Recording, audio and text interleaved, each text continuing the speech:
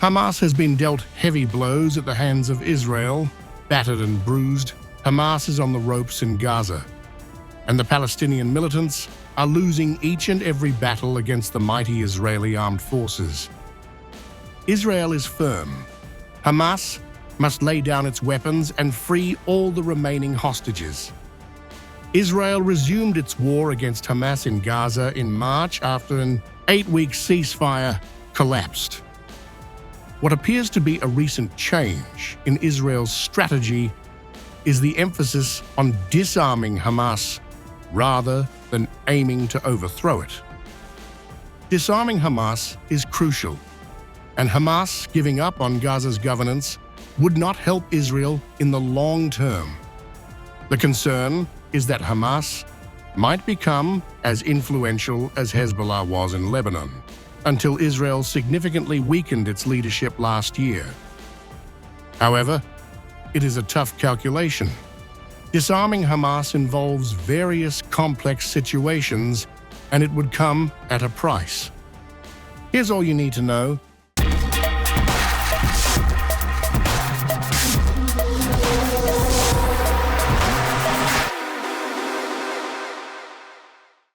In order to ensure Hamas lays down its weapons, Israel would need to opt for control over Gaza for a considerable time.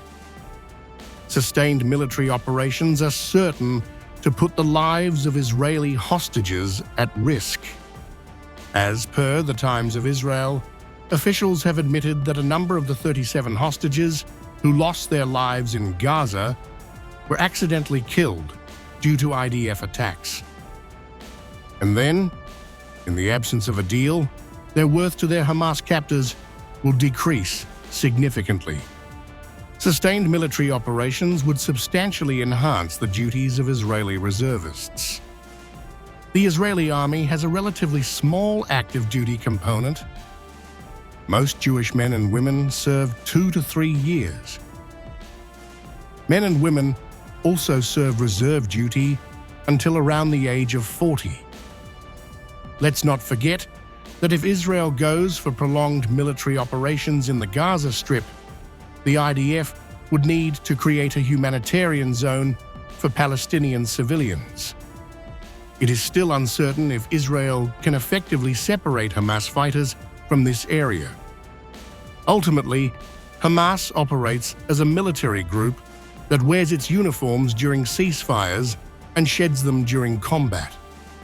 Last but not least, Israel would need to ensure the US is on its side. The United States was the first country to recognize the provisional government of the State of Israel upon its founding in 1948. Israel is among a short list of major non-NATO allies and has privileged access to the most advanced US military platforms and technologies. Although President Trump notably stated that all hell will break loose if Hamas fails to free the hostages, it remains uncertain whether this authorizes Israel to remain in Gaza without a strategy for ending the conflict. Trump is recognized for his lack of patience regarding prolonged wars.